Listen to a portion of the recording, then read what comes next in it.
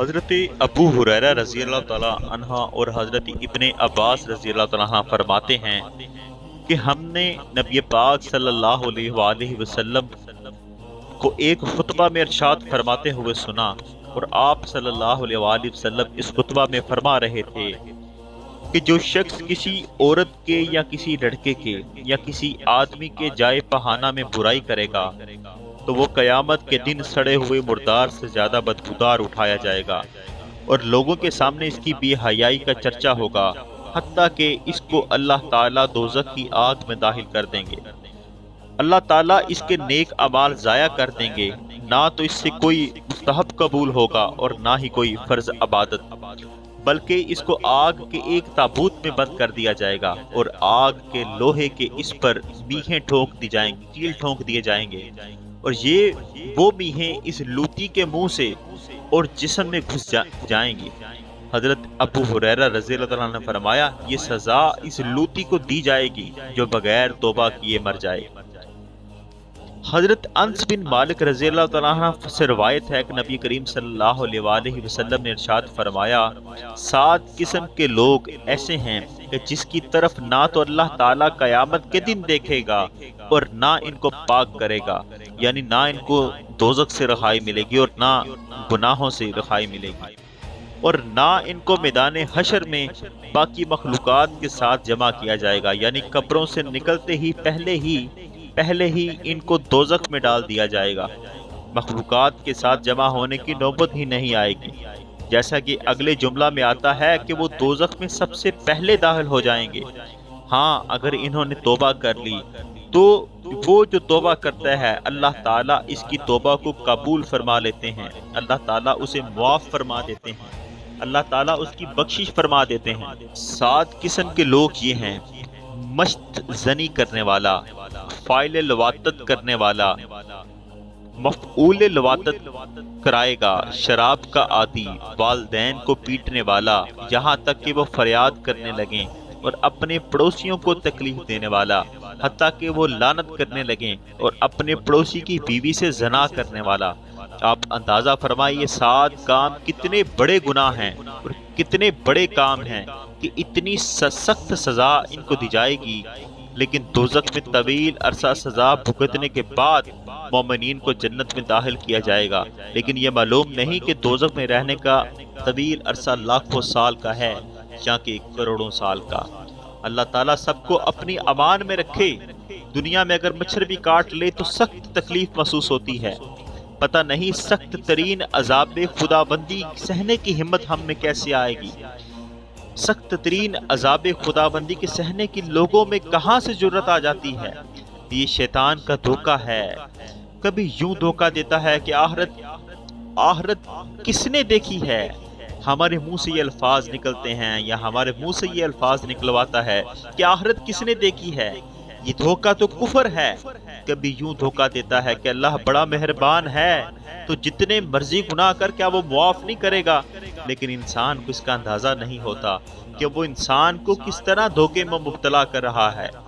کہ جس گناہ کو وہ معمولی سمجھ رہا ہے یا معمولی سمجھ بیٹھا ہے وہ کتنا بڑا ہے، وہ کتنا کبیرہ گناہ ہے، اور اللہ کے نزدیک بھی، اور دوزخ میں سزا کاٹنے کے اعتبار سے بھی، اور دوزخ بھی کتنی خطرناک ہے۔ حضرت عبداللہ بن مسعود رضی اللہ تعالیٰ عنہ فرماتے ہیں کہ جناب رسول اللہ صلی اللہ علیہ وآلہ وسلم نے ارشاد فرمایا کہ اگر لواطت کرنے والا اور کرانے والا سمندر کی تمام پانی سے غسل کرے تب بھی وہ اس کو پاک نہیں کر سکے گا، کہ ہاں اگر وہ توبہ کر لیں اور اللہ تعالیٰ اپنی رحمت سے انہیں معاف فرما دیں۔ حضرت انس رضی اللہ تعالیٰ عنہ فرماتے ہیں کہ جناب رسول اللہ صلی اللہ علیہ وآلہ وسلم نے ارشاد فرمایا، جو آدمی میری امت میں قوم لوط والا گناہ کرتا تھا وہ مر جائے تو اللہ تعالیٰ اس کو قوم لوط میں منتقل کر دیتے ہیں، اور قیامت کے دن بھی انہیں کے ساتھ کھڑا کریں گے۔ آپ اندازہ لگائیں یہ کس قدر کبیرہ گناہ ہے۔ حضرت عبداللہ بن عمر رضی اللہ عنہ سے ارشاد فرماتے ہیں کہ قیامت کے دن لوٹیوں کو بندروں اور خنزیروں کی شکل میں کھڑا کیا جائے گا۔ قیامت کے دن لوٹیوں کو بندروں اور خنزیروں کی شکل میں کھڑا کیا جائے گا۔ حضرت ابن عباس رضی اللہ تعالیٰ عنہ فرماتے ہیں کہ جو شخص اس حالت میں فوت ہوتا ہے، یعنی جو شخص جس حالت میں فوت ہوتا ہے وہ اسی حالت میں قبر سے نکالا جائے گا، حتیٰ کہ لوٹی کو جب نکالا جائے گا تو اس نے اپنا اعلی تناسل اپنے دوست کی جائے بہانہ پر رکھا ہوگا، اور یہ دونوں قیامت کے دن تمام مخلوقات کے سامنے بے حد شرمندہ ہو رہے ہوں گے۔ قیامت میں ہر شخص اپنے حال میں مستفرق ہوگا، کسی کو دیکھنے کی حالت یا کوئی شہوت نہ ہوگی، بلکہ اپنے انجام کی فکر ہوگی۔ ہمیں یہ جاننا چاہیے کہ گناہوں کی سزائیں مختلف ہوتی ہیں۔ کبھی تو آدمی ان میں فوراً پھنس کر گرفتار ہو جاتا ہے، اور کبھی دیر سے، کبھی اس کا اثر فوری ظاہر ہو جاتا ہے، اور کبھی اس کو مخفی رکھا جاتا ہے۔ سب سے ہلکی سزا وہ ہے جس کو سزا پانے والا محسوس نہ کر سکے، اور سب سے خطرناک سزا یہ ہے کہ بندے سے ایمان اور معرفت خدا بندی چھن جائے، اور اس سے کم درجہ کی سزا یہ ہے کہ دل مردہ ہو جائے اور اللہ تعالیٰ سے تمام مناجات کی لذت نہ ہوتی ہو، اور بندے کا حرص گناہ پر تیز ہو جائے، قرآن بھول جائے، استغفار کو کوئی اہمیت نہ دے۔ کبھی تو باطن کی سزا آہستگی سے تاریکی پھیلاتی ہے، حتیٰ کہ دل کے افق پر چھا جاتی ہے، اور اس کی بصیرت انسان کو اندھا کر دیتی ہے۔ اور سب سے ہلکی سزا وہ ہے جو دنیا میں بدن پر پڑے، اپنے گناہوں کی وجہ سے اپنے نفس کو عذاب خدا بندی کا مستحق جاننے لگے۔ اس پر ضروری ہے کہ وہ عذاب کے نازل ہونے سے پہلے سچی توبہ کر لے، اور وہ اپنے رب کے حضور پیش ہو جائے، اور وہ اپنے رب سے مطالبہ کرے کہ اے میرے اللہ، تو بخشنے والا ہے، تو میری بخشش فرما، تو مجھے معاف فرما دے۔ حضرت ابو قلابہ رضی اللہ عنہ فرماتے ہیں کہ جناب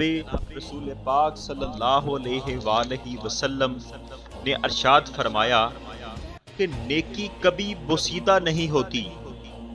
گناہ کبھی نہیں بھلایا جاتا، بدلہ دینے والا اللہ تعالیٰ کبھی نہیں سوتا، تو چاہے کر لے،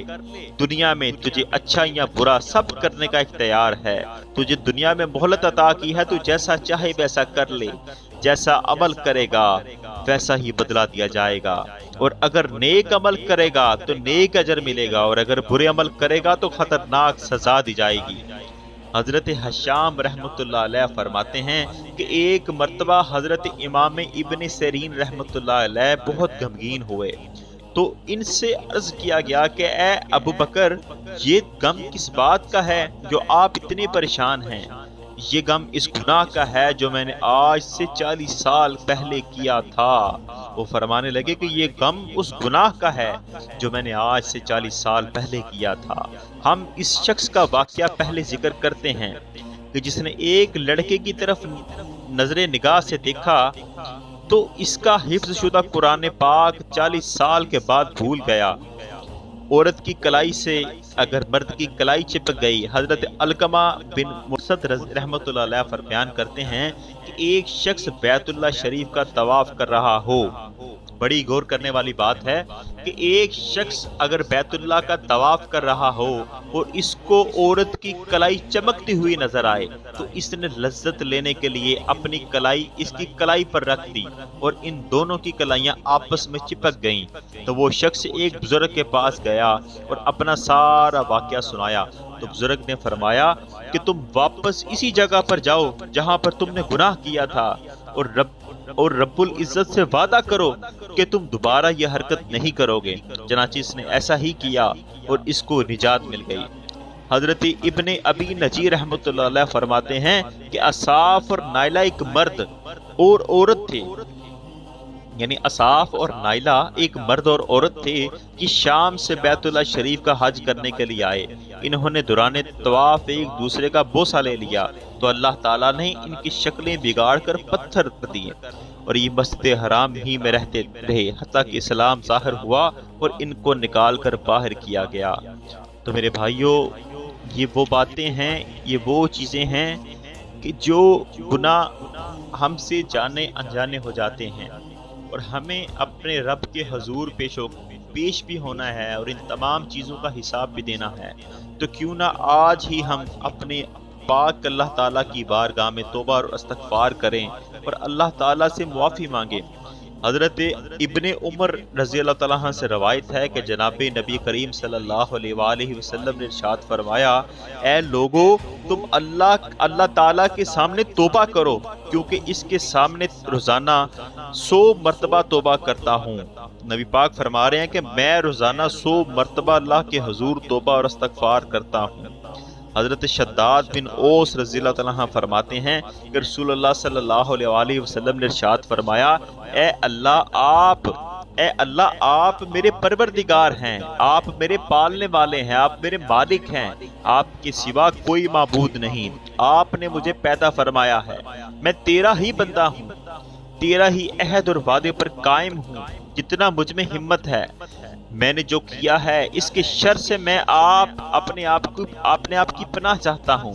اور آپ کی جو نعمتیں اور آپ نے جو مجھ پر نعمتیں عطا فرمائی ہیں میں ان کا اقرار کرتا ہوں، اور آپ کے سامنے اپنے گناہوں کا بھی اقرار کرتا ہوں، آپ مجھے بخش دیں کیونکہ آپ کے سوا گناہوں کو بخشنے والا کوئی نہیں۔ آپ صلی اللہ علیہ وسلم نے فرمایا یہ کلمات سید الاستغفار ہیں، یعنی استغفار میں ان کو سید الاستغفار کا درجہ ملا ہے۔ جو شخص ان کو صبح ہونے کے بعد ایمان و یقین کے ساتھ پڑھے گا اور اس دن میں فوت ہوگا تو وہ جنتیوں میں شامل ہوگا، اور جو شخص ان کو شام کے ہونے کے بعد ایمان و یقین کے ساتھ پڑھے گا اور اس رات میں اگر اس کا انتقال ہوگا تو وہ جنتیوں میں سے ہوگا۔ حضرت عمر بن ابی سعید خضری رضی اللہ عنہ فرماتے ہیں کہ میں نے جناب رسول اللہ صلی اللہ علیہ وآلہ وسلم سے سنا ہے کہ آپ صلی اللہ علیہ وسلم نے فرمایا، ابلیس نے رب العزت سے عرض کیا کہ مجھے تیرے غلبہ اور جلال کی قسم میں انسانوں کو اس وقت تک گمراہ کرتا رہوں گا جب تک ان کی روحیں ان کے جسام میں موجود رہیں گی، یعنی انسان جب تک زندہ رہے گا۔ ابلیس نے اللہ کی قسم اٹھا کر کہا کہ میں ان کو گمراہ کرتا رہوں گا، تو اللہ جل شانہ نے فرمایا مجھے بھی اپنے غلبہ اور جلال کی قسم میں بھی ان کی استغفار اور ان کی بخشش کرتا رہوں گا جب تک وہ مجھ سے بخشش مانگتے رہیں گے۔ حضرت بکر بن عبداللہ مزنی رحمۃ اللہ علیہ فرماتے ہیں کہ انسانوں کے اعمال آسمانوں پر اٹھا لیے جاتے ہیں، اور جب ایسا کوئی اعمال نامہ اٹھایا جاتا ہے کہ جس میں استغفار بھی شامل ہو تو وہ سفید شکل میں اٹھتا ہے، اور جب وہ اعمال نامہ اٹھایا جاتا ہے جس میں استغفار موجود نہیں ہوتی تو اس کو سیاہ شکل میں اٹھایا جاتا ہے۔ حضرت مالک بن دینار رحمۃ اللہ فرماتے ہیں کہ گناہ پر رونا گناہوں کو اس طرح سے جھاڑ دیتا ہے جس طرح سے ہوا خشک پتوں کو درختوں سے جھاڑ دیتی ہے۔ حضرت یزید کاشی رحمۃ اللہ فرماتے ہیں کہ مجھے یہ بات پہنچی ہے کہ جو شخص اپنے گناہوں پر روتا ہے، جو شخص اپنے گناہوں پر استغفار کرتا ہے تو اس کے پاس رہنے والے، اس کی حفاظت کرنے والے، اس کے اعمال لکھنے والے فرشتے اس کے گناہوں کو بھول جاتے ہیں۔ مضر بن جریر رحمۃ اللہ علیہ فرماتے ہیں کہ میں نے حضرت ابو الحجاج جرجانی رحمۃ اللہ علیہ کے ہاں ایک دن حاضر ہوا اور ان سے بات کرنا چاہی، مگر انہوں نے مجھ سے بات نہ کی۔ میں نے ان سے کہا کہ آپ کو کیا حرج ہے کہ اگر آپ کے پاس کوئی علم کی بات ہو اور آپ مجھے بتا دیں؟ تو انہوں نے فرمایا تم نے کبھی اللہ کی نافرمانی کی ہے؟ میں نے کہا جی ہاں۔ فرمایا اس کو تیرے اعمال نامہ میں لکھ دیا گیا ہے اور اس کو اللہ جل شانہ کے حضور پیش کیا گیا ہے۔ میں نے عرض کیا جی ہاں پیش کیا گیا۔ فرمایا کیا تمہیں علم ہے کہ اللہ نے اس کو معاف کر دیا؟ میں نے عرض کیا کہ مجھے علم نہیں ہے اس بات کا۔ تو فرمایا پھر یہاں کیوں بیٹھے ہو، کیوں خاموش ہو، روتے کیوں نہیں ہو؟ جاؤ اپنی زندگی کے تمام دن اپنے نفس پر رونے میں گزار دو، حتیٰ کہ تمہیں معلوم ہو جائے کہ اللہ تعالیٰ کے نزدیک تیرے گناہ کا کیا حال ہے، کیا تو بخش دیا گیا ہے یا نہیں۔ حضرت عبداللہ بن سہل رحمۃ اللہ علیہ فرماتے ہیں کہ اس کے بعد حضرت مضر رحمۃ اللہ علیہ خوف کے مارے 30 سال تک روتے رہے، حتیٰ کہ ان کا انتقال ہو گیا۔ میرے بھائیوں، یہ وہ باتیں ہیں، یہ وہ حدیث ہیں جن سے ہمارے معاملات، ہماری تمام چیزیں، ہمارے گناہ ظاہر ہوتے ہیں اور ان کی سزائیں بھی ظاہر ہوتی ہیں۔ تو آج ہمارے پاس وقت ہے، آج ٹائم ہے، آج ہمیں اللہ کے حضور پیش ہو جانا چاہیے۔ اج ساوینے کھلے راوینے، اج ساوینے کھلے راوینے، اے ٹوک انوکھڑے ٹکنے نہیں۔ ਟੁਰ ਤੇ ਪੈਂਡੇ ਮੁੱਕ ਜਾਂਦੇ, ਕਰ ਬੈਠਿਆਂ ਪੈਂਡੇ ਮੁੱਕਨੇ नहीं। तो मेरे मेरे अजीजों, मेरे भाइयों, आज वक़्त है, आओ आज उस रब की बारगाह में पेश हो जाएं।